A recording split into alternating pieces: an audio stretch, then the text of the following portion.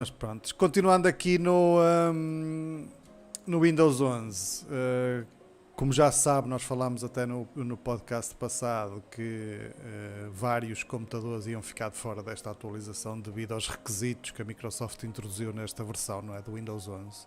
Nomeadamente, bastantes processadores recentes ficaram de fora da lista de compatibilidade, equipamentos sem o TPM, pelo menos as últimas versões de TPM, também ficaram de fora. E obviamente as pessoas não ficaram contentes com isso e começaram logo a arranjar a forma de contornar aqui o sistema, não é? E aqui o site XDA Developers, que é um site que eu já conheço há muitos anos e recomendo para quem gosta deste tipo de coisas, não é? Principalmente em smartphones, é no que eles são fortes. Alterar software e mudar software de smartphones, eles são muito fortes nisto, e mesmo em aplicações e tudo. Então eles juntaram-se aqui um conjunto de métodos, estamos a falar de 4 métodos, que permitem de uma forma mais ou menos fácil fazer upgrade ou instalar uma versão do Windows 11 num equipamento que não seja compatível. Obviamente isto não dá para tudo, não é? Até porque, por exemplo, se tivermos um equipamento que apenas suporte 32 bits no processador, o Windows 11 nunca vai funcionar, porque o Windows 11 já só suporta processadores de 64 bits e aqui não há forma de contornar, não é? Mas aquelas questões dos processadores recentes que já funcionam a 64 bits, mas ficaram de fora dessa lista de compatibilidades, ou equipamentos sem TPM, isto já há aqui formas de contornar. Obviamente, isto são sempre coisas que podem correr mal, não é? Depois, com as atualizações daqui para a frente, aquilo pode por algum motivo ir uma atualização e o sistema não arranque, não é? Porque isto é apenas um bypass para a instalação, não é um bypass que garanta que daqui para a frente a máquina vai funcionar sempre bem com o Windows 11, não é? Até porque o Windows 11 ainda está em desenvolvimento, não é? Epá, eu até confesso que até acho estranho que seja possível, não é? Porque para eles dizerem que é um requisito ter o TPM, alguma coisa o TPM faz, não é? Tu depois instalares o Windows e não estás a usar o TPM, vai haver ali alguma função que vai estourar, não é? Senão não Pois faz é isso que eu sentido. digo, ou seja, não é garantido que até pode estar agora essa função ou desativado, ou não estar a funcionar a 100%, e de futuro, com uma atualização, eles porem isso mesmo a ser usado, e depois tu um dia chegas aqui, fazes um update, reinicias a máquina, ou a máquina reinicia-se no update e pum, já não arranca mais porque não tem TPM, não é? Sim, mas obviamente, pronto, isto é para quem quiser experimentar. Aliás, nem é recomendável nesta fase ninguém instalar o Windows 11 numa máquina que use para trabalho, por exemplo. Só gajos malucos como eu é que se ponha a usar isto em máquinas que precisam delas, não é? Como é o caso desta que eu estou a usar para fazer stream. Mas pronto, eu sou geek, não é? Tenho desculpa, não é? Mas pronto, estes 4 métodos, isto não é nada de especial. O primeiro método, eu não vou descrever passo a passo, porque isto depois quem quiser é dirigir-se à nossa página, ao thinkgeek.pt, e nós temos sempre lá os links das notícias que falámos aqui no podcast, e podem sempre ver em detalhe como é que conseguem contornar aqui a limitação. Mas isto basicamente, o primeiro método passa por fazer o enrolling, não é? Ou seja, subscrevermos o Dev Channel, o Insider da Microsoft, para podermos ter acesso à versão. Obviamente ela não vai permitir instalar porque o computador supostamente não é suportado, não é?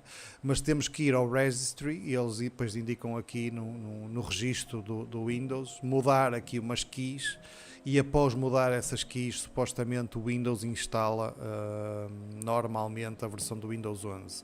Depois há aqui outra versão, que é usar um script de alguém que está no GitHub que fez. Isto aqui deixa-me um bocado mais de pé atrás, que a gente não sabe muito bem o que é que o script faz, não é? Que isto está no permitir, rootkit. exatamente, aceder às contas bancárias todas e permitir instalar o Windows 11. Mas pronto, isto cada um sabe daquilo que vai correr no seu computador, mas pronto, este é um método que eu considero menos recomendado, mas basicamente é correr este script que vai permitir também depois, através do Windows Insider, ele instalar a versão do Windows 11.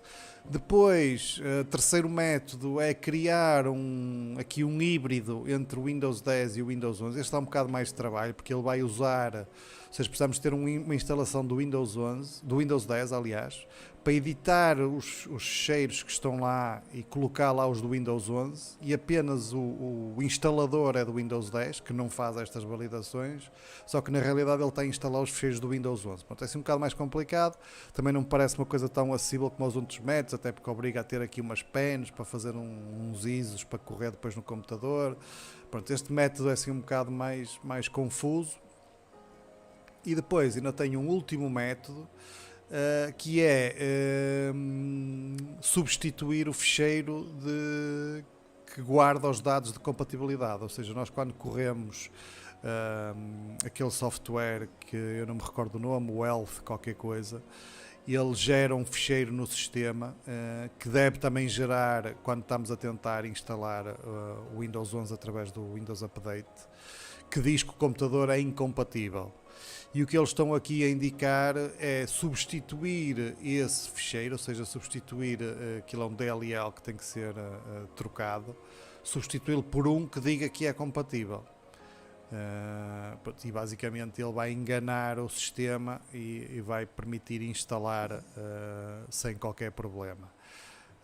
Até temos aqui um tweet aqui do Zachary Wonder, que eu não faço a mínima ideia quem é, a dizer que conseguiu instalar o Windows 11 num sistema com MBR, ou seja, sem ter que usar o UEFI no boot, não é? E com TPM 1.2 e num processador que não é suportado, ou seja, que não aparece na lista como os suportados. Ou seja, temos aqui várias condicionantes que limitavam a instalação do Windows 11 e que conseguiram, não sei qual dos métodos usaram, mas conseguiram contornar esta limitação. Eu cheiro-me que qualquer dia a Microsoft vai lançar uma cena para fazer isto sem tanta confusão. Meu. Quando eles levarem tanto backlash.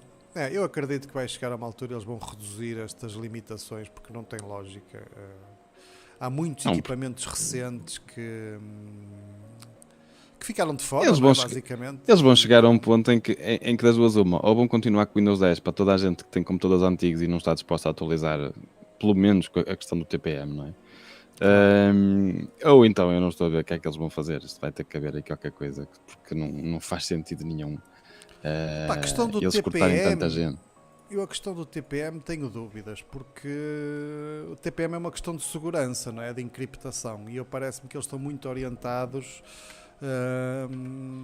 mas é isso que te restringe aos processadores, não é? É isso que se está a restringir. Isso sim, é o TPM. Sim, ok, tudo bem, sim. Mas não deveria restringir os processadores, sim não ter TPM, porque até tu podes ter uma board que permita colocar uma placa, que já falámos disso, com TPM, e o processador devia de ser suportado, não é? Sim. E eu julgo que tem a ver com isso. Se tu tiveres a motherboard que tenha TPM e um processador que não tenha, pode não ser suportado oficialmente, não é? Mas deve funcionar sem problemas nenhuns. Agora, eu julgo que eles... Pois, eu julgo que eles põem aqueles processadores como mínimo, porque são os processadores, e a gente chegou a ver isso, não é? São os processadores que têm os TPMs integrados, TPMs ou FTPMs, ou lá o que seja, que por exemplo a AMD também chama, que agora está-me a escapar o nome. Mas AMD é FTPM. Pronto. É o que eu tenho. Que no fundo emula o TPM que estaria na motherboard ou no chipset.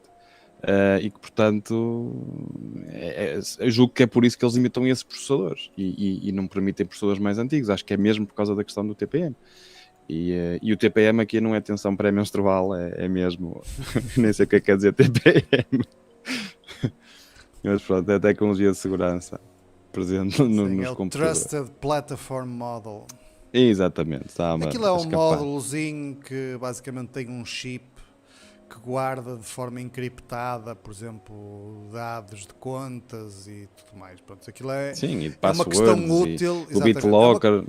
Exatamente. É uma questão que é útil para o utilizador. O utilizador só tem a ganhar com isto. Aliás, todas as máquinas profissionais, nomeadamente portáteis e desktop, já têm TPM há algum tempo. Aliás, nós até acho que falámos nisso. Desde 2016. Sim. Exatamente. Já falámos nisso até acho eu no podcast. Sim. Ou seja, isto é uma questão que não é nova, não é? Este TPM não foi uma coisa que surgiu agora. Agora, muitas das máquinas de consumo não estavam preparadas para isto porque não era um requisito que as pessoas olhassem, mas eu até acho que é bem haver esta pronto, este push neste sentido, não é? Porque é para o bem de todos, não é?